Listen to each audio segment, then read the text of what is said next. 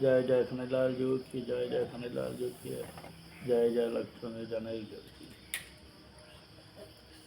এখন আমরা আগে জানতে হবে সাধুদের বৈষ্ণবদের লক্ষণ কি। আমাদের গীতা পাঠা বসি তাদের হরিবাসরের লক্ষণ কি। এই যে আমরা বসলাম সেটার নাম হইল হরিবাসর, মানে হরির নিকটে বাস করা। হরিবাসর বলতে হরির নিকটে গৃহে বাস করা,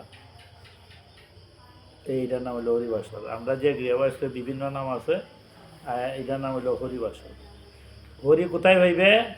যেই নাম সে কৃষ্ণ ভজ নিষ্ঠা করি নামের সহিত আছেন আপন শ্রী হরি। যেখানে ভগবানের গুণগান হয়, কীর্তন করাও হয়, সেটার নাম হইল হরিবাসর। হরিবাসরের কত লক্ষণ আছে। মাল্য চন্দন ফুটা এগুলি দেওয়া হয়। এই চন্দনের ফুটাটা কেন দেওয়া হয়? সেটা দিলে কি হয়? এগুলো তোমার এখানে পোশাক, ধর্মের লক্ষণ। এটা দিলে বাদে আমাদের পবিত্র অপবিত্র আছি, দেওয়া মাত্র পবিত্র বেশ। যা যে একটা প্রতি বেশ আছে। স্কুল গেলে ছাত্রদের বেশ, পুলিশের ডিউটি দিলে পুলিশের বেশ, দিতে উকিলে গেলে উকিলের বেশ, যে দেখা যে দেবে একটা বেশ আছে। তুমি যে হরিবাস আসলে এটা তোমার বেশ, প্রতীক চিহ্ন, এটা পোশাক। এটা তাই তিলকে দেওয়ার ফুটার আরও মাইত্য আছে। এটা হইল প্রথম বেশ, এখানে আইন মামলায়। এবার প্রত্যেকে আমরা শিখা আছে, কিতাবাদে অঙ্গনাইজ করণের সময় শিখা দেওয়া হয়। এই এই কিনে মাতিস না, শিখা আছে। যে সময় আপনার মনে মন্ত্র হয় তার দলে তখন শিখাইব ছোট হয়। শিখা আছে, আমরা সমাজেতে লুকাচারে করি না, কিন্তু প্রত্যেকের শিখা আছে। এটা ঠিক ঠিকই। এখন ওই শিখাগুলো অঙ্গন্যাস করন্যাস করতে হয়। এটা আমরা করি, কিন্তু মাইত্য জানি না, বুঝি না, ব্রাহ্মণে বাঙালি দেওয়া হয় না। তখন প্রশ্ন আসলো, মস্তক মুন্ডন করা অনুষ্ঠান কোন তীর্থস্থানে করা জরুরি? কেন আমরা মাথা মুন্ডন করি? একবার শিখা রাখি, ঠিক ঠিকই কথাগুলো বুঝিও। মস্তক মুন্ডন অনুষ্ঠান নিজে ঘরে করাই সবচেয়ে ভালো। চুল সুবিধা মতো পবিত্র নদীতে উৎসর্গ করা যেতে পারে, তারপরে মস্তক মুন্ডন করে আমরা একটা পবিত্র স্থানে দিই। যেমন ছেলেরা প্রথম 18 মাসের সময় মাথা মুন্ডন করাই দিয়ে চুল, এই না মস্তক মুন্ডন হিসেবে প্রথম চুলটা দেওয়া হয় কোথায়? পবিত্র স্থানে। এটা পরে মানে রে পবিত্র স্থানে চুলটা দিতে হয়, উৎসর্গ করতে হয় ভগবানের নামে। তুমি না প্রথম মাথাটা মুন্ডন করলায়, এটা উৎসর্গ হইলে দিতে হয় মাথার মন্দটা পবিত্র স্থানে। পবিত্র স্থানে দেবতা আসন। আমরা গাছতলায় দিই, এখানে গাছতলার মধ্যে আসন আছে, আসন দেওয়া হয়, প্রত্যেকে দেওয়া হয় না। এই একবার কোন সময় মস্তক মুন্ডন করি, পিতা মাতা যখন মারা যায় তখন মস্তক মুন্ডন করি, এটা একটা প্রায়শ্চিত্ত। মস্তক মুন্ডন একবার কোথায় মস্তক মুন্ডন করি? কোনো তীর্থস্থানে গেলে মাথা মস্তক করবো। এইগুলি যারা সাধুরা এরা তো মস্তক মুন্ডন করে রাখে সব, এটা তাদের দেশ। শিবদ এটা পবিত্র অনুষ্ঠান, মস্তক মুন্ডন এই কারণ। এটা হল ধর্মের লক্ষণ, মানে মস্তক মুন্ডনটা তুমি দেয় সাধু, সাধুদের লক্ষণ। ঠিক রাখা রাখবা, ঠিক ঠিকই রাখার উদ্দেশ্য মানে শিখা। এই কথাগুলো বুঝিও, শিখা রাখার উদ্দেশ্য কি? ঠিক ঠিকই। আমরা শিক্ষা কেন রাখি? এটা হলে টিকি, ঠিকই রাখা, এই ঠিকই রাখা। হিন্দুদের মধ্যে একটি সাধারণ অভ্যাস হলো মাথার উপরের দিকে মাঝখানে টিকি শিখা রাখা। এখানে টিকির আগাটি একটি গির দিয়ে গাইড দিয়ে বাঁধা, আর বর্তমানে যুব সমাজে টিকটিকে বিরোধী।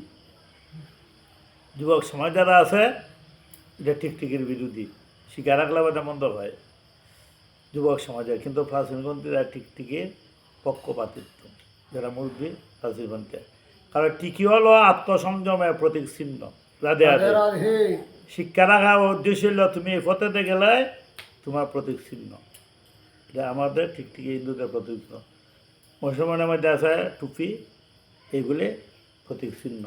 প্রত্যেকের একটা ধর্মের একটা প্রতীক চিহ্ন আছে। আমাদের সনাতনদের টিকটিকি এটা হলো প্রতীক চিহ্ন। এর দ্বারা আমাদের প্রাচীন আদর্শকে স্মরণ করা হয়।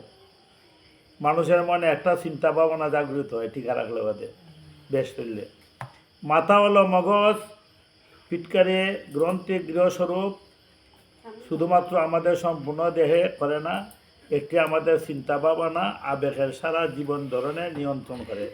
মানে টিকটিকি রাখলে বোধ হয় বেশটা লড়লে মনের মধ্যে একটা আবেগ জাগে, এটা সাক্ষী স্বরূপ টিকটিকি আবেগ জাগে। আমরা বিশ্বাস করি টিকির গুড়ায় চুল মগজের মধ্যে নিমন্ত্রণ ভূমিকা নেয়। এটি হলো চিন্তা শক্তি, জ্ঞানের ভাণ্ডার। রাধে রাধে। বাহ্যিকভাবে এখানে টিকটিক রাখা দেখা যায়, কিন্তু এটা জ্ঞানের ভাণ্ডার। এটা রাখলে বাদে তেমনি জ্ঞান আসে, আমাদের সংযম আছে, এগুলি প্রতীক চিহ্ন। এই যে প্রত্যেক ধর্মে একটা পোশাক আছে না, আগে তো বললাম, এইটার পোশাক। এই পোশাক হলো টিকটিকি রাখার নৈত্য। এটা 2 ঘন্টা 9টার পরে এই স্বরূপ আমরা বিশ্বাস করি টিকির গুড়া এই। তাই টিকি ছাড়া যজ্ঞ, দান, কৃচ্ছ সাধন, উপবাস, অন্যান্য শুভলক্ষণ কর্ম প্রয়োজনের তুলনা হতে। টিকি ছাড়া যজ্ঞ ঘর, দান ঘর, এগুলো টিকির মাধ্যমে বন্ধন করা হয়। উপবাস টিকি ছাড়া অমনি ধার্মিক ক্রিয়াকলাপ দানবিক মতিস্থিত বলে টিকি ছাড়া হয় না শিখাবন্ধন। এটা এই সময় তোমাদের লক্ষণ। তাই সাধুরা প্রায় প্রার্থনা দেখায়, কিন্তু আমরা সবারই আছে শিখাবন্ধন, প্রত্যেকের শিখাবন্ধন আছে। গীতা পাঠের সময় শিখাই বৈশট বন্ধন করা হয়।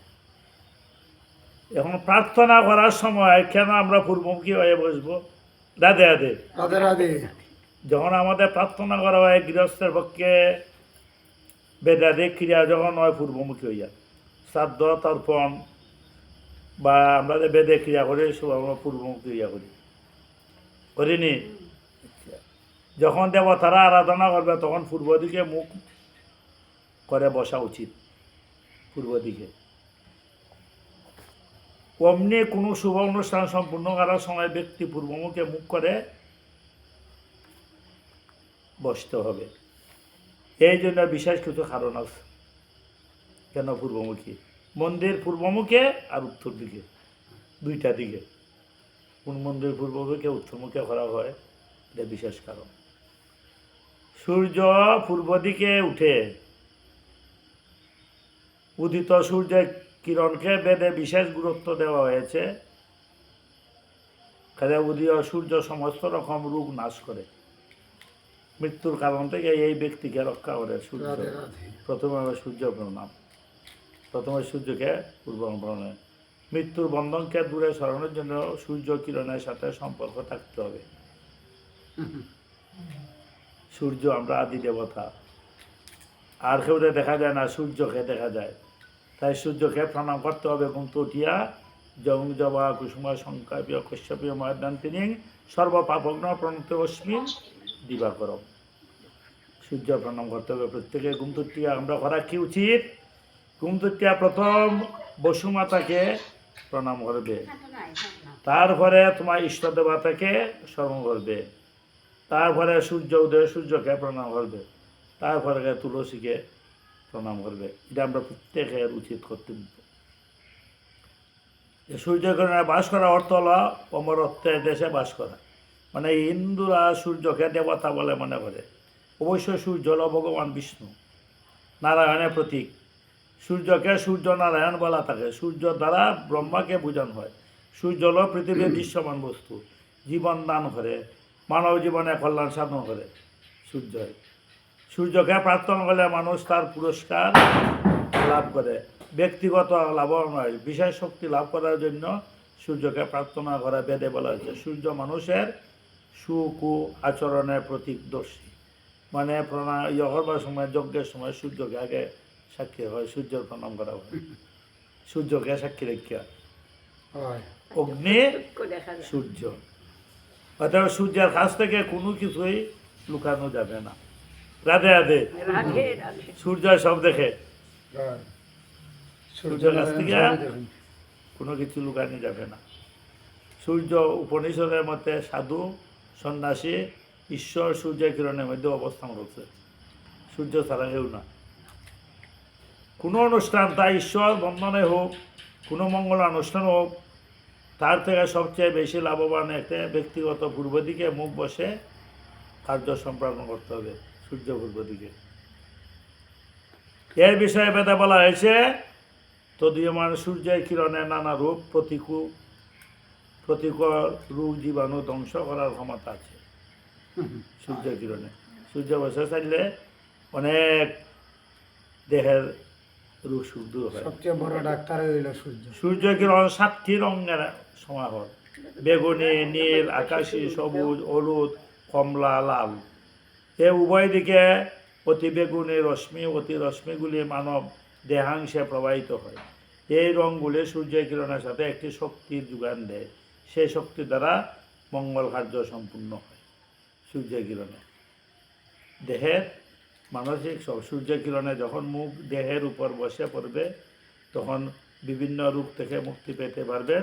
এর দ্বারা বিশেষভাবে উপকৃত হইতে পারে, অনেক উপকার হয় সূর্যের কিরণে। এবং এই জন্য সূর্যের মুখে আমরা করি। ঈশ্বরের নামের উপর হিন্দুরা এত গুরুত্ব দেয় কেন?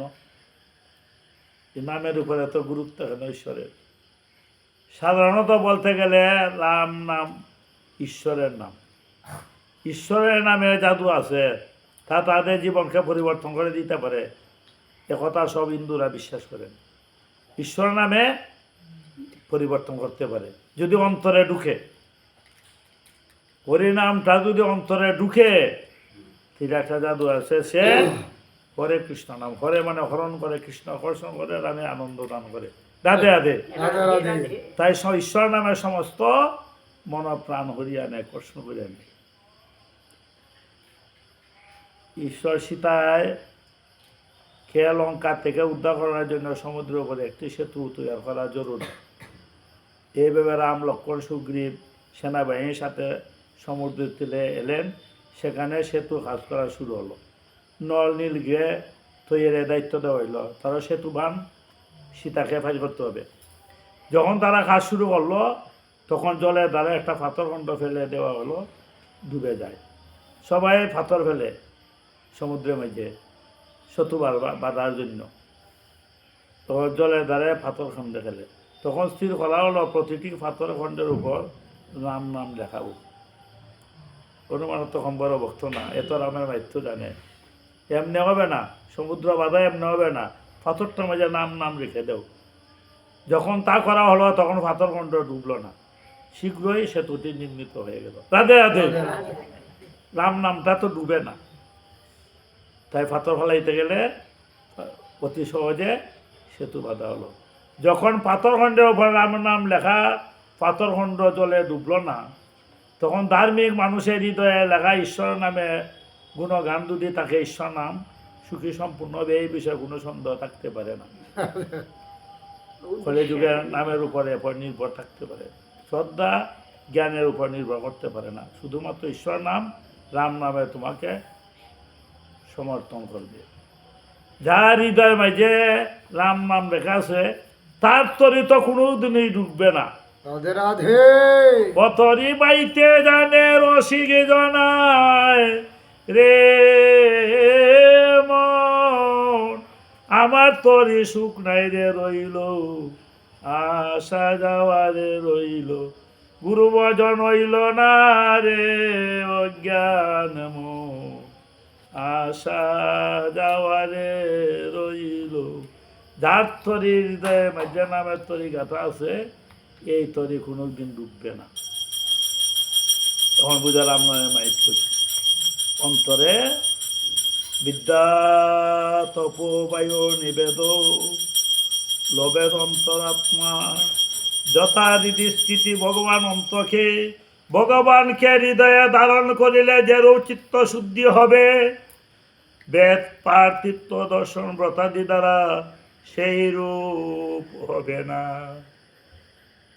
যার এটাই আছে তার সেটাই আছে, যার হৃদয়ে মাঝে নামের তরি গাথা আছে, যত দান করো যজ্ঞ করো ব্রত করো তপস্যা করো সেই রূপ চিত্তে শুদ্ধি হবে না। তাই ভগবানকে হৃদয়ে মাঝে ভগবান ভক্তের হৃদয়ে সতত বিশ্রাম, ভক্তের হৃদয়ে বাস করি, এই আমরা সতত বিশ্রাম ভক্তের হৃদয়। হিন্দুর কাছে মন্দিরে এবং মূর্তিগুলা গুরুত্ব কেন? আমরা সাকারভাবে মূর্তি বানাইয়ে পূজা করি, এটা এত গুরুত্ব কেন? কথাগুলা বুঝিও। জীব জগতের মধ্যে মানুষ তখন প্রার্থনা করার স্থান নির্মাণ করেছেন। সেই মানুষ যে দেশে কোনো জাতির যে কোনো বর্ণ ধর্মে হোক না কেন, প্রার্থনা স্থলকে মানুষ মন্দির মসজিদ গির্জা গুরুধান নামে ডাকুক না কেন, কিছুই আসে না। সকলকে উদ্দেশ্য ক্ষেত্রে তাহলে মানুষকে সর্বশক্তি সম্পর্কে অবহিত। এইসব দৈনন্দিন কর্মকাণ্ড থেকে অবসর নিয়ে ঈশ্বরের আরাধনা আত্মিক সুখ লাভ করে। নতুন প্রার্থনায় গৃহ করে উঠা বুঝায় মানুষ এই সব স্থান ব্যবহার করে ব্যক্তিগত কামনা বাসনা ঈশ্বরকে জানতে চায়। ঈশ্বরের কাছ থেকে মনস্কাম পূরণের জন্য এই সব প্রার্থনায় গৃহ ঈশ্বরের কাছে পৌঁছানো প্রথম ধাপ হিসাবে মানা করা হয়। রাধে রাধে। মানে মূর্তিটা থাকলে বাদে আমরা প্রার্থনা জানাইবার এর লাগে মূর্তি মন্দিরে। এখানে মধ্যে আমরা মনের বাসনা, যার যে বাসনা প্রার্থনা হয়, এর লাগে গুরুত্ব। প্রার্থনা করার সময় স্থান ভক্তিযোগ্য, এখানকার পরিবেশ ধার্মিক, এখানে মানসিক শান্তি লাভ করা হয়। প্রার্থনা হলে প্রার্থনায় গৃহে মূর্তি থাকলে তার একটি বিশেষ আকর্ষণ সৃষ্টি হয়। যে গৃহের মধ্যে মূর্তি নাই আকর্ষণ হয় না। আমরা যে মনের আবেদন জানাইবার যে আকর্ষণটা দিল প্রার্থনা, মূর্তি থাকলে প্রথম সাক্ষাতে দর্শন।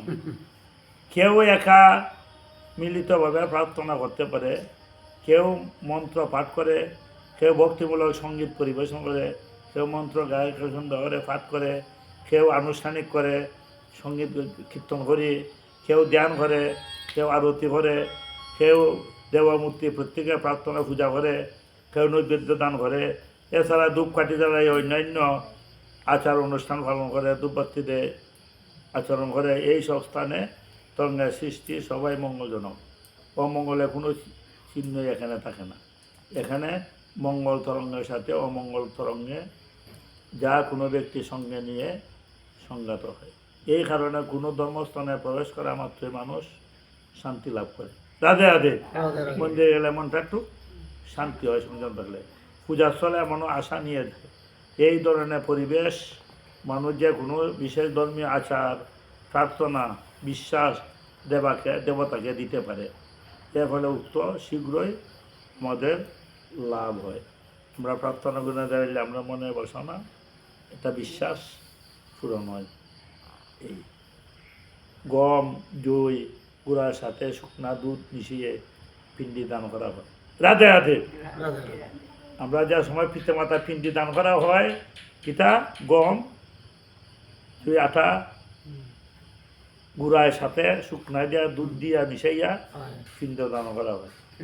প্রতীক্ষায় খাদার বল দিয়ে পিণ্ড দান করা হয়। বর্তমান বিষ্ণু মন্দির, অক্ষয়বট, ফলগু নদী, রামকুণ্ড, সীতাকুণ্ড, গৌরী, কারবলি এইগুলি 5টি তীর্থস্থানে 48 স্থানে পিণ্ডদান করা হয়। গয়ার মাহিত্য নামক পুস্তক বলা হয়েছে, মানব জাতির সৃষ্টির সময়ে ব্রহ্মাই এক অসুরকে সৃষ্টি করেছিল, তার নাম ছিল গয়াসুর। সৃষ্টির সময় গয়াসুর ব্রহ্মায় সৃষ্টি করছিল গয়াসুর দিয়ে।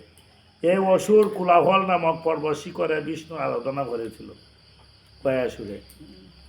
ওই স্থানে আরাধনা করছিল। গয়াসুরে আরাধনা তুষ্ট ইয়া বিষ্ণু তাকে একটি বর দিল, চেয়েছিল যে গয়াসুর এই বর দান চান, তার সংস্পর্শে যেউক আসুক, যে পরি, রাক্ষস, পতঙ্গ, পাপী, সাধু, সন্ন্যাসী, দুষ্ট আত্মা যে হোক না কেন সকল পাপ থেকে মুক্তি লাভ করবে। সে বল লাভ করছে, যে যে ধরনের হোক না কেন হয় গয়া শুদ্ধে স্পর্শ করলে তার সমস্ত পাপ আত্মা উদ্ধার হয়ে যায়। বিষ্ণু বর দিছে ওই গয়া পিণ্ড দান কেন দেওয়া হয়, সেই দিন থেকেই তার সংস্পর্শে এসে যে মুক্তি লাভ করেছে, বৈকুণ্ঠ যেতে পেরেছে। গয়ার পিত্তে পরম পূজ্য পিতৃদানং সারিত বল্লভং পিতৃপিণ্ড দানং তো ভুয়ো জায়তে নর সকৃত গয়াবি গমং কৃত্যা পিণ্ডং দদাতি চ তারিতং পিণ্ডস্তনেরং যাস্যতে পরমাং গতি। মৃত্যু ব্যক্তি উত্তরাধিকার গয়া তীর্থে করতে গেলে তাদের পূর্বপুরুষের খুশি হন। গয়া পিণ্ড দেওয়া পর্যন্ত তারপরে পূর্বপুরুষ এর আগে এখানে শ্রাদ্ধ যতই করো না কেন, কিন্তু একবার গয়া পিণ্ডি দিতে হবে, পূর্বপুরুষরা শাস্ত্রী পর্যন্ত খুশি হন।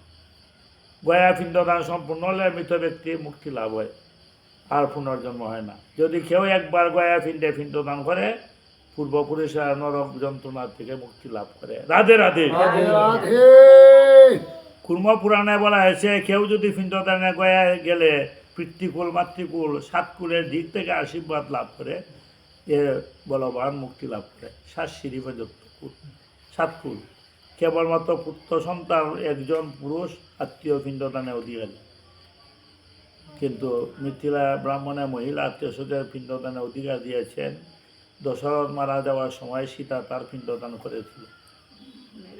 দশরথ যখন মারা যায়, বলা হয় যখন রাম লক্ষ্মণ সীতা গয়ায় নদী ফুল নদীতে পিণ্ডদান করেছিলেন, রাম লক্ষ্মণ সীতাকে সেখানে রেখে পিণ্ডদানের আনুষ্ঠানিক জিনিসপত্র সংগ্রহ করে নিয়েছিল। অন্য স্থানে দৈববাণী হইল যে তোমার পিণ্ডদানে এই জিনিস থাকে। পিণ্ডদানের ব্রাহ্মণে কইছেন দৈব পিণ্ডদান দিতে গেলে তোমার এই জিনিস লাগে, তখন তো তারা আনছে না। রাম আলক্ষণ গেছেন বাজারে পিণ্ডদানের জিনিস আনার জন্য, সীতার এতইয়া। তখন পিণ্ডদানের শুভ মুহূর্তে চলে যাচ্ছে, যে সময়টা চলে যাচ্ছে, তাই সময় সীতাকে পিণ্ডদান করতে হবে। অবস্থা বিবেচনা করে গরু, ফল্গু নদী, কেতকী ফুল, আগুনকে সাক্ষী রেখে পিণ্ডদান করলেন। ব্রাহ্মণের তিমিগান খুঁজে তো কারিগঞ্জ নিয়ে তিনি যেমন তো ভাগ করে নদীর বালুর দ্বারা দশরথকে পিণ্ডদান করলেন। রাম লক্ষ্মণ ফিরে এসে সীতা তাদের ঘটনা দিয়ে বললেন। রাম লক্ষ্মণ বিশ্বাস করতে চাইলেন না। তখন যখন সীতা রাক্ষস দিয়ে ডাকলেন, একমাত্র বট গাছ সাক্ষী দান করেছিল। তখন জিজ্ঞাসা, তুমি তো পিণ্ডদান করতে বিশ্বাস নাই, তখন তোমার সাক্ষী রাখো। এর ফলে সীতা রেগে গিয়ে গরুকে অভিসম্পাদ দিলেন। শুধু বাজে জিজ্ঞাসা করলেন, গিয়া জিজ্ঞাসে ওই তো গরু দেই আমরা পিণ্ডদানের সময় শ্রাদ্ধত, গরু জিজ্ঞাসে যে আমি তো পিণ্ডদান করছি, তুমি সাক্ষী দাও। গরুয়ে সাক্ষী দেবে, বেগের আগে গরুকে অভিসম্পাদ, গরু সাক্ষী দিল না। তাই সীতার আগে গরুকে বললো যে, ডেকে বললো গরুকে অভিশাপ দিল যে সে শুধু বাজে জিনিসই খাইব, খালি খাইবই যত দেও, কিন্তু বাজে জিনিস খাইবে। গরুরা অভিসম্পাদ করবে, খায় না, বাজে জিনিস খাইবে। ফল্গু নদীর অভিশাপ দিলেন, অন্তর শিলা হবে। ফল্গু নদীকে বলছো তুমি আমি সাক্ষী দাও, দেখানো নদীর মাঝে ফিল্ডে দিছ, তুমি সাক্ষী দাও। ফল্গু নদী সাক্ষী দিলে না। তখন খেত গিয়ে ফুল লগ্নে বলছে যে তোর অন্তঃসল হবে, তোর আর নদী থাকবে না, তাই সর দিলা। তাই ফল্গু নদীর মধ্যে জল নাই, খালি বালু। একটু সরাইয়া দেয়, ফল্গু নদী অভিসম্পাদে শুকাই গেছে, তোর অন্তঃসত্ত্ব হবে ওই অভিসম্পাদে। এই নাম হইল ফল্গু নদী। এবারে কেতকী ফুলকে বললেন তোর ফুল দিয়ে কোনো শুভকার্য হবে না। সবচেয়ে গ্রাম হইল কেতকী ফুল, দেখছো নি লম্বা কেতকী ফুল, কলার মতো লম্বা। এই ফুলটা এত গ্রাম, এখানেও যদি ফুটে বাজার মুহূর্তে দিব কেতকী ফুল।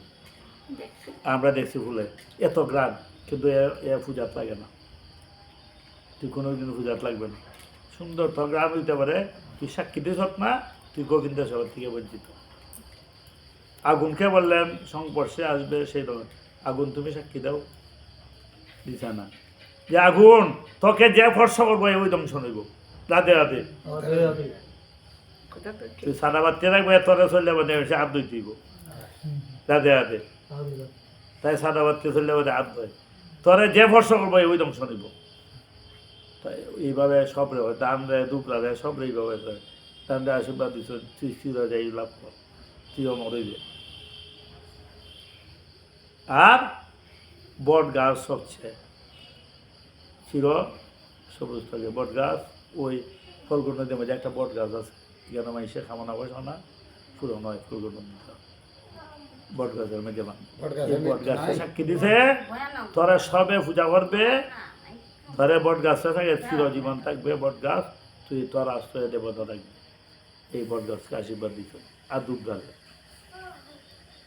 আর সব রবি সম্পদ দিত, তুলসীরও দিত, দেখো না তুলসী এগিয়ে কুত্তা মিথ্যা দেয়, রাধে রাধে।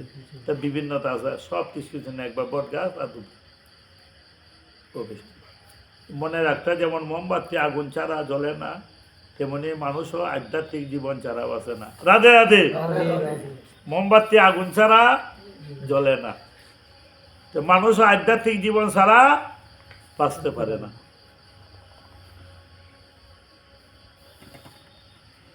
বলছে নি মুক্তি দেন রাত্রে,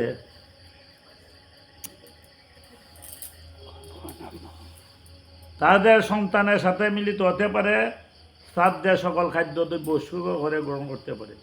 যারা পিতৃপুরুষের খাদ্য নিবেদন করে না, তারা তাদের অভিজ্ঞাস্ত ফল ভোগ করে।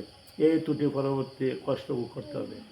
মৃত ব্যক্তির মৃত্যুর দিনে বাৎসরিক শ্রাদ্ধ অনুষ্ঠান করা উচিত। এই অনুষ্ঠানের মূল উদ্দেশ্য হল ব্রাহ্মণকে ভোজন করানো, যতক্ষণ তৃপ্তি না হচ্ছে ব্রাহ্মণ সেবা দিতে হবে। মৃত ব্যক্তি পরিদীপ্ত অনুষ্ঠানের শ্রাদ্ধে সম্পূর্ণ ব্রাহ্মণ অধিকার রেখে আয়ু, পুত্র, যশ, স্বর্গ, সুনাম, শক্তি, উন্নতি, অর্থ বৃদ্ধি আশীর্বাদ পুষ্ট করবেন। ব্রহ্মবুদ্ধি পিতামহ আশা করে শ্রাদ্ধ অনুষ্ঠান হবে। ঠিক পাখি চায় সে গাছে বাস করে তার ফলে সমৃদ্ধ হোক। পাখি যে গাছে বাস করে ফল খাইবার জন্য আশা করে পাখি, তারা আশা করে যে তাদের উত্তরাধিকার মধু, দুধ, পায়স ইত্যাদি শ্রাদ্ধ অনুষ্ঠান প্রদান করবে। যতটা পরিমাণ খাদ্য একজন মন্ত্রোচ্চ ব্রাহ্মণ গ্রহণ করবে, ততটা পরিমাণ খাদ্য মৃত ব্যক্তিকে ব্রাহ্মণের শরীর থেকে গ্রহণ করবে। অর্থাৎ মৃত ব্যক্তি আত্মা ব্রাহ্মণের প্রতিভূষণ তা গ্রহণ করবে। 18-3-42 অনুষ্ঠিত পরিচ্ছেদে খাদ্য পৌঁছানোর নিয়ম আছে।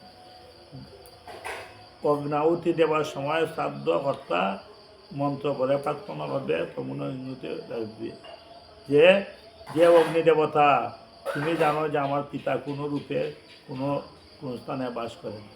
অগ্নিদেবতা সাক্ষী, এই অগ্নিদেবতা, তাই আমরা সারা প্রদীপ জ্বালাই রাখি।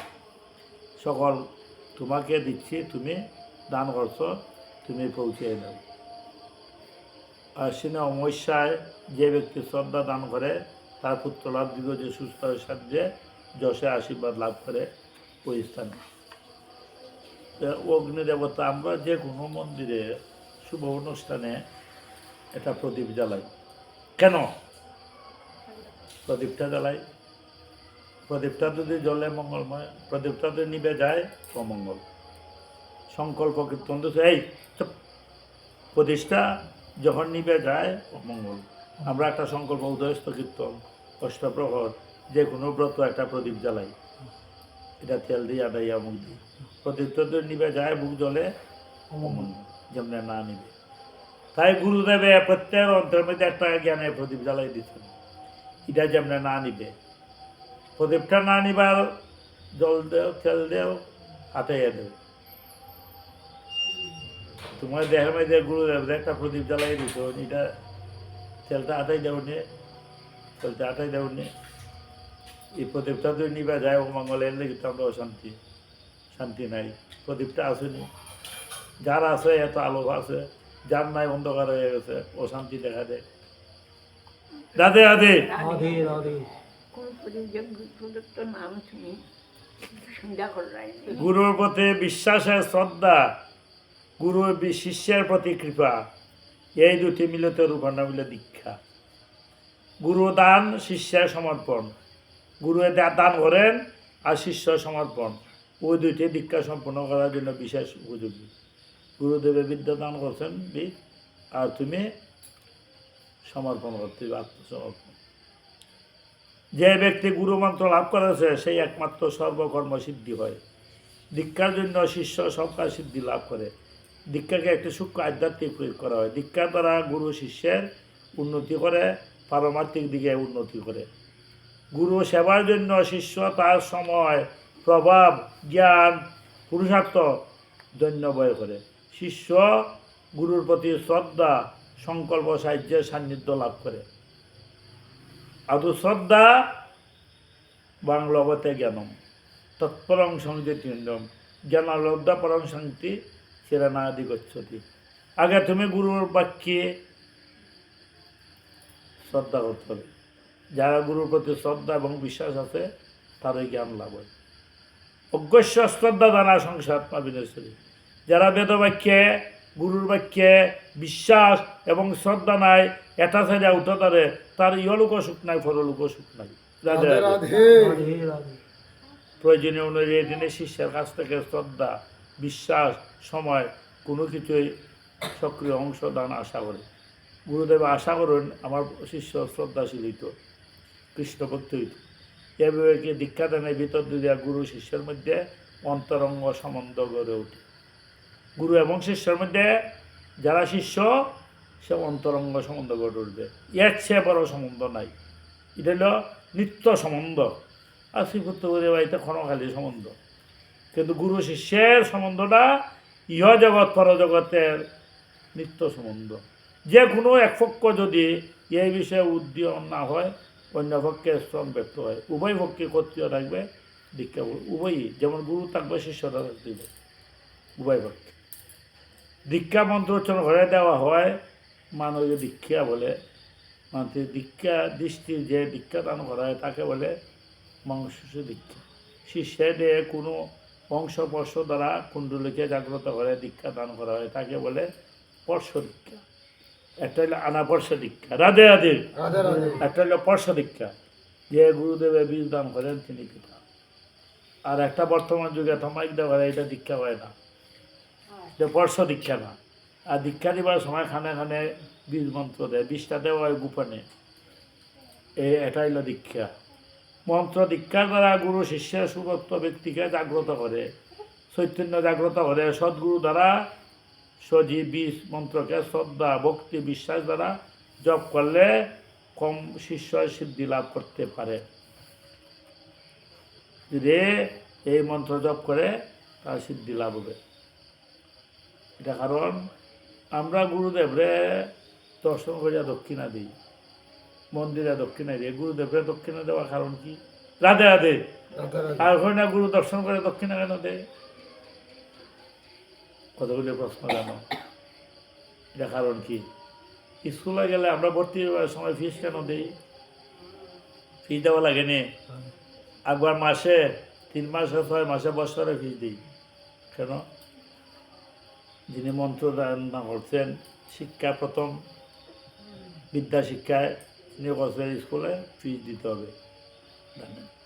গুরুদেবের তোমার মন্ত্র দান করছেন তার দক্ষিণা সুদ এগুলি দিতে হবে বৎসরে। তাই গুরুদেব প্রতি বছরে এইভাবে একটা দান দেওয়া। এটা পরিবর্তন গুরু দক্ষিণা দেওয়ার সময় চালু আছে। শিষ্য গুরুদেবকে দক্ষিণা দান করে, গুরুর মর্যাদা দান করে। এর অর্থ দক্ষিণা বলতে বোঝায় খাদ্যের পরিপাক করে অর্থে শিকড়ে রস সারা গাছ পৌঁছে দেয়, বিকশিত ফলবতী করা যায়। দক্ষিণা দিলে এটা খাদ্য। আধ্যাত্মিক মনে শিক্ষা সার্থক গুরু দক্ষিণা দেওয়া দরকার। গুরু দক্ষিণা ভিন্ন শিক্ষা ফলস হয় না, দক্ষিণে মেয়ে যজ্ঞ নিষ্ফল। এই কারণে রাম কৃষ্ণ উভয়ে গুরু দক্ষিণা দান করছেন, সার্থকভাবে শিষ্য ধর্ম পালন করেছিলেন। রাম লক্ষ্মণের দক্ষিণা দিতে হচ্ছে। গুরু দক্ষিণা একটি উদাহরণ গ্রন্থে আছে। একদা গুরু দ্রোণাচার্যের কাছে বীর বালক একলব্য গুরু দক্ষিণা শিক্ষার জন্য গিয়েছিল। বীর বালক তার নাম। বীর বালক কারণে দ্রোণাচার্যের কাছে শিষ্য করতে অসমর্থ হন। দ্রোণাচার্য তারা শিষ্য বানাইছেন না, আগে রাজনীতিক ছিল, কারণ পঞ্চপাণ্ডব তো শিষ্য বানাতে এই সময় কইছেন যে তারে যে দান দিতাম অর্জুন আর কেউ দিতাম নাই পারে।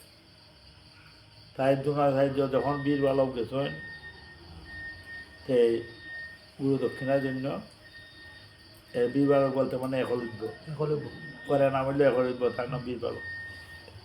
একলব্য যখন বনে গেল, একলব্য নামটা পরে হয়েছে, তার নাম বীর বালক।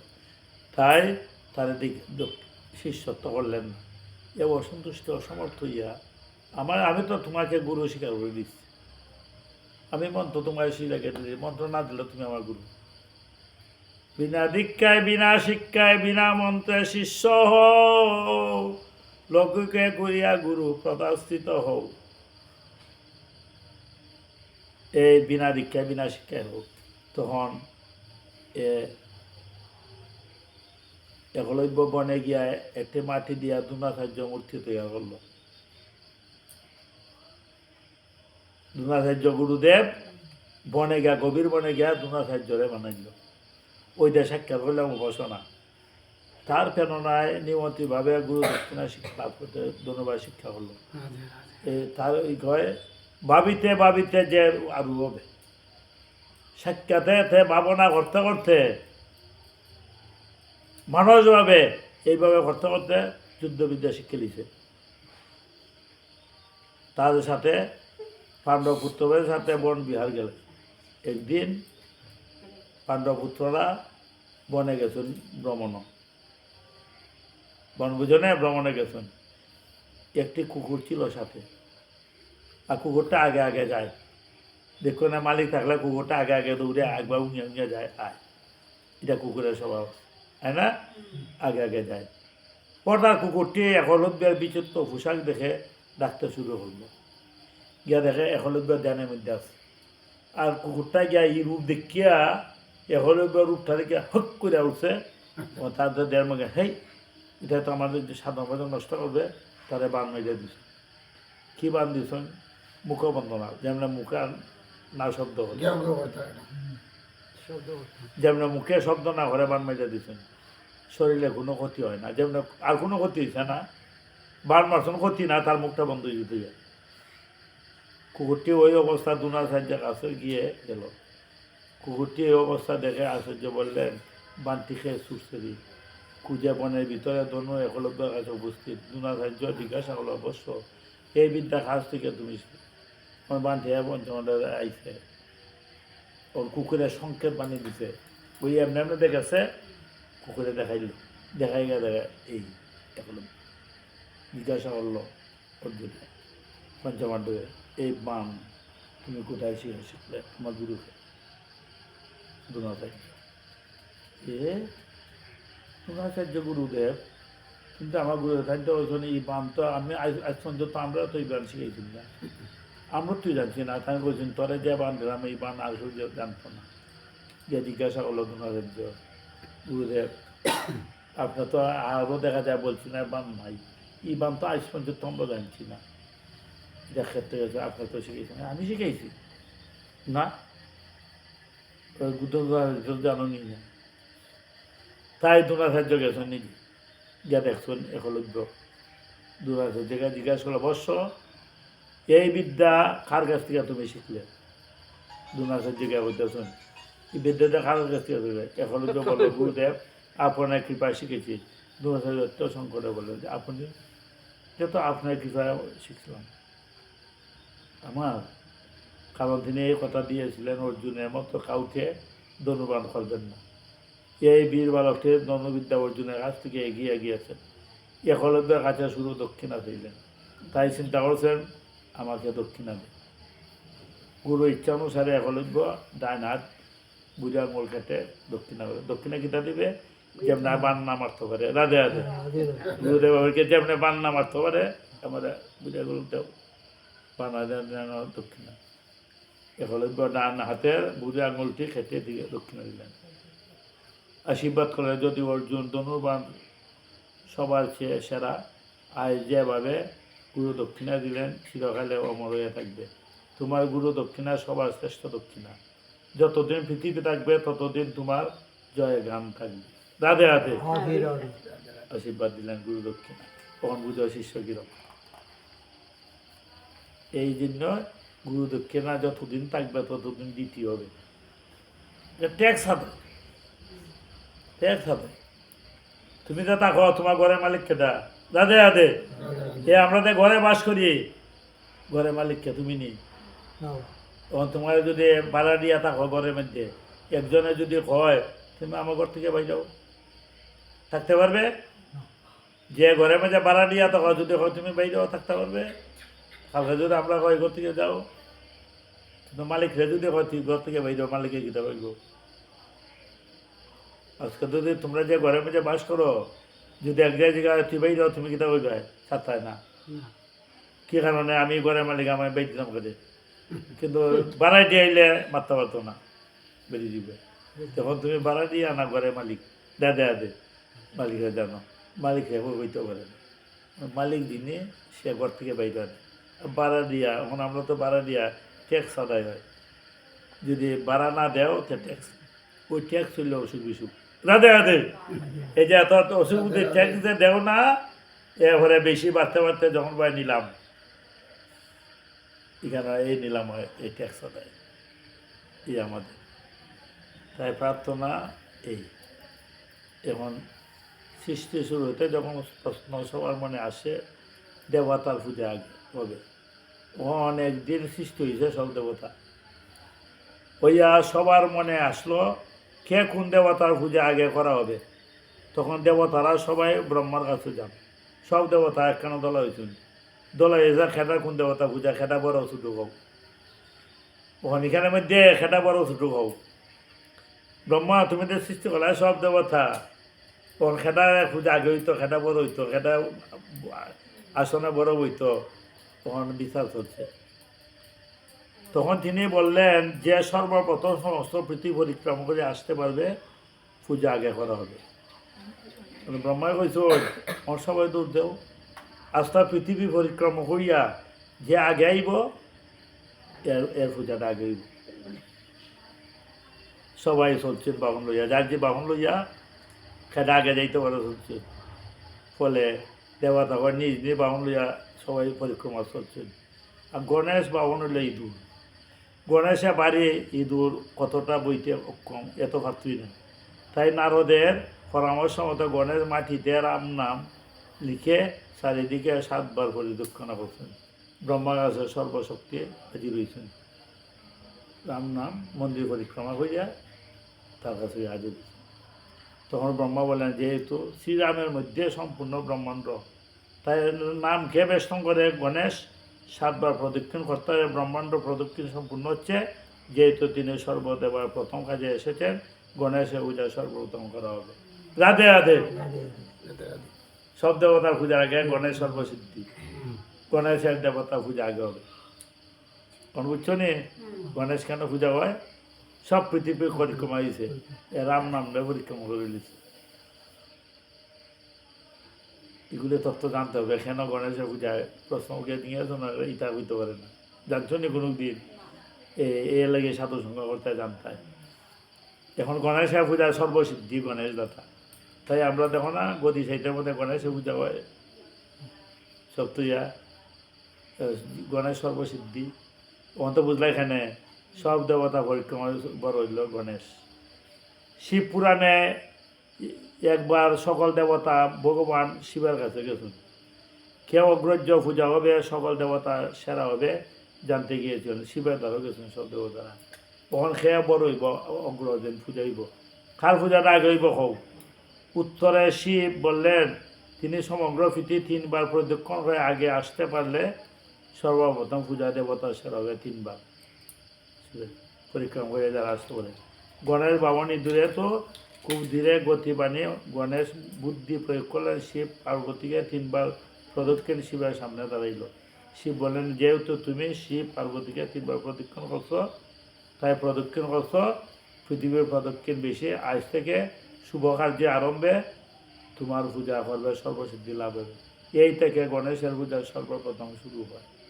দুইটা পরীক্ষা। বরাহ পুরাণের দেবতার প্রার্থনা শুনে মহাদেব উমার দিকে তাকাইলেন। আকাশ থেকে পরম তেজস্বী এক কুমারের আবির্ভাব হইল। তার মধ্যে ব্রহ্মার সব গুণ হইল। রূপ দেখে পার্বতী উপর রেগে গিয়ে তাকে সাপ জড়ানোর রূপ আবিষ্ট হবে, তাকে সাপ দিল। এতে শিব রেগে গিয়ে শরীর থেকে হাতির মাথা বিশিষ্ট নীলাভের অনেক অস্ত্রধারী বিনায়ককে জন্ম দিলেন।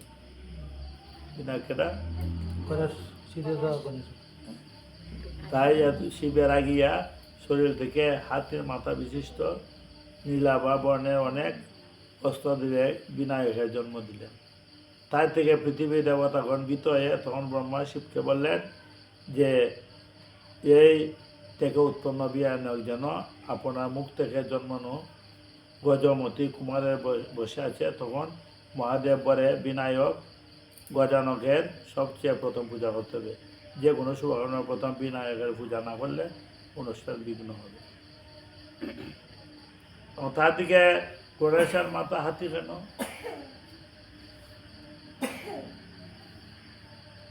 এটা একটা কারণে দৃষ্টিগোচর হয়েছিল মামা শনি ঠাকুর। শনি ঠাকুর যার দিকে দৃষ্টি দেয় না তখন দুর্গা মা অসন্তুষ্ট। সবাই দেখছে, তুই দেখলে না কেন? তুই দেখলে না হয় না আমি যেখানে দুর্গা আছে না কেন করে আমি দেখলে এইটা দেখা মাত্রই বলেছেন মস্তক তাই এখন গতি কি তাও দিন। তার হয়েছে যে প্রাণী উত্তর দিকে আছে শুইয়া তার মাথা যদি আইনা দেও তারপরে হবে। ওই হাতি উত্তর দিকে শুয়ে আছে, ওই তার মাথায় আইনা দেবে। সেই জন্য উত্তর দিকে শিওরে নিষেধ। আমরা উত্তর দিকে শিওর দিই না কেন? ওই নিষেধ। দেখো এটা বাজে 8 হয়েছে। আচ্ছা, দেবতারা গোমতী নদীতে যজ্ঞ শুরু করছেন। তাতে দেবতারা ব্রহ্মার কাছে গেলেন। এই গণেশ বিঘ্ন সৃষ্টি করছে। যজ্ঞের আরম্ভে গণেশের পূজা হয় নাই। তখন দেবতারা পুনর্বার শুদ্ধভাবে গণেশের পূজা শুরু করলেন। তারপর গণেশের কৃপায় আর কোনো বিঘ্ন আসে না। এমনি মহাদেব ত্রিপুরবদের পূর্বে গণেশ হয়। একবার দেবতারা পূজা আরম্ভ করে গণেশটা তুইয়া, তাই গণেশকে যখন অসন্তোষ যে বিঘ্ন আরম্ভ করে দিয়েছেন পরে গণেশ স্বীকার করলেন যে তোর পূজা নাই দিত। তাই গণেশ সর্বসিদ্ধি লাভ। এটা এখন আমরা গঙ্গার মধ্যে স্নান করি, গঙ্গা নদীর শ্রদ্ধার সঙ্গে স্নান করি। এই গঙ্গার এত মাইত্য কেন? আমরা জলে আঙুলে গঙ্গার মধ্যে সংখ্যাগীতা জলে গঙ্গার জল কোনো দিনে ফুক করে না, কিন্তু আমরা জলগুলোর মধ্যে ফুক ফুজিয়ে দিবে। আগুন জ্বালানে ফুটিয়ে দেয়, কোনো পাপ কাজ করে। গঙ্গা স্নান করলে সমস্ত পাপ নাশ হয়। সত্য যুগে পুণ্যতীর্থ, তেতা যুগে পুষ্কর, তারপরেতে কুরুক্ষেত্রে কলিযুগে সবচেয়ে গঙ্গা নাম দিলেন গঙ্গা। গঙ্গায় তার স্নান করলে সমস্ত পাপ দূর হয়। গীতায় ভগবান কৃষ্ণকে বলছেন গঙ্গার স্রোতে আমি আছি। গঙ্গাকে নিজের স্বরূপ বলে জানবে। শাস্ত্রকে বলছেন যে আধ্যাত্মিক রোগের নিদান হলো গঙ্গা। রোগীর বৈদ্য নারায়ণ হরি। গঙ্গার আধ্যাত্মিক মাহিত্য শাস্ত্রে বলা হয়েছে। সেই গঙ্গার প্রভাবে মানুষের অনেক জন্মের পাপ দূর হয়। অনন্তপূর্ণ স্বর্গে স্থান অগ্নি যেমন দহন করে নেয়, গঙ্গার সমস্ত পাপ দহন করে নেয় পবিত্র নদী। কিন্তু গঙ্গা জলের উপর শোধন কাজে দেখা যায় গঙ্গার জল অনেক বছর ধরে রাখায় নষ্ট হয় না। গঙ্গা জল মৃত্যুর সর্বরোগ নাশক, হৃদয় পাথর কীটনাশক এই গঙ্গা জল। তাই এতে শতকরা 85 কুলবিনাশ, যার ফলে পোকামাকড়ে বংশ বৃদ্ধি করতে পারে না। এর ফলে জল নষ্ট হয় না, অমরত্ব লাভ করে এই গঙ্গার জল। গঙ্গার স্নান পুণ্যের জন্য শ্রদ্ধা প্রয়োজন আছে। পার্বতী শঙ্করকে বলেছিলেন গঙ্গা স্নান করলে কি পাপ মুক্তি ঘটে। পার্বতী শিবকে বলছেন গঙ্গা স্নান করলে কি হয়। গতিটা কিটা যে ভক্তিভাবে নিয়ে গঙ্গা স্নান করে তার সদ্গতি লাভ করে। রাধে রাধে। পার্বত্যোত্তরা সন্তুষ্ট না হতে শঙ্কর প্রত্যক্ষভাবে দেখানোর জন্য গঙ্গার তীরে মেলপ্রাঙ্গণে গিয়েছিলেন। তার কুষ্ঠরোগ গভীর রূপে ধারণ করে পার্বতীকে নিলেন স্ত্রী হিসাবে সুন্দরী রমণী রূপ। যে দেখো স্নান কয়জনে করে, লক্ষ লক্ষ মানুষ যায় স্নান কয়জনে করে, আগে দেখো খেদায় ভাব দূর করে। তাই পার্বতী সুন্দর রমণী ধারণ করিয়া শিল্পের কুষ্ঠ বেঁধে বইয়ে দিয়েছেন। বলে স্নান করে আমার স্বামীরে আমি পারি না স্নান করা। যারা কয় স্নান করে এটা ভালো, যদি তোমার মনের মধ্যে কোনো কামনা যদি পাপ করবো, তা যদি শরীরে পাপ থাকে তার স্বামীকে প্রশ্ন করতে হয়, নিষ্পাপ হইতেইব। কোনো পাপ যদি থাকে তাহলে তোমার অপরাধ হইত না। তোমার সেই হিসাবে সুন্দরী মেলায় কিছু লোক বসে প্রতি পার্বতীকে, কেউ কেউ বলে কুষ্ঠরোগ স্বামী ছেড়ে গেলে সঙ্গে আমার প্রস্তাব করবে, কেউ কইতে যদি এটা খেলাই দিই তাহলে আমি এই সুন্দরীকে নিব। লুব আইছে, অনেকে লুপ করে, এই সুন্দরী দেখে অনেকে লুব আইছে। কুষ্ঠবেদে গঙ্গা এখানে বিসর্জন হয়ে যায় কি, সে তো আমি নিব গানি মানুষ রূপে তো আসুন। তাই পার্বতীর সুন্দরী রূপ ধারণ করতে মানে আকর্ষণ হয়ে গেছে। একবার পার্বতী প্রতি প্রেমে মুগ্ধ করে, এই বাসনা যারা আছে এত অশুদ্ধ। তখন ভগবান ঈশ্বর শঙ্করদেব পার্বতীকে বললেন, এই সব মনোবৃত্তি লোকেরা গঙ্গা স্নান করে তাদের একমাত্র সদ্গতি অন্যের ক্ষেত্রে হবে না। এবং কেউ হয় তখন যে যায় তোমার শরীরে ভাব আছে নি, বন্ধ বলে জানে, মনে জানে ভাব রাধে আছে তোমার আছে কি না তুমি জানো। মানে এক ব্যক্তি কইতেছে আমার শরীরে ভাব না, আমি তো গঙ্গা স্নান করে সব পাপ দিয়েছি, কখন তো আর ভাব করছি না, সব পাপ তো গঙ্গায় গেছি গিয়া। তো গঙ্গা ওইটা তার কোনো শরীরে ভাব নাই, এত সবল পহলে তো ভাব দিছুন না, কিছু রাখিয়া দিছুন, আর রমণীর প্রতি কোনো দৃষ্টিও নাই। এখানে লুবা যাচ্ছে না, অন্যরা কয় রমণীটা তো দিতে গিয়া এত সুন্দর রূপ ধারণ করছিল এক ফাপ। আর ফাপ গরমে স্নান করেছেন দেখা দেখি ফাপ তো আর গেছে না। তাই এক ব্যক্তি ভাই আমি তো আর ভাব করছি না এই জন্মে, গঙ্গা স্নান হইলে তাই এই এখন ভাব করছে না, সব পাপ এ বিঘা লইয়া গিয়া মহাদেবরে ফেলাই দিল। গঙ্গা স্নান করে ওই একজনে লক্ষ জগনের মধ্যে একজনের গঙ্গা স্নান করছে।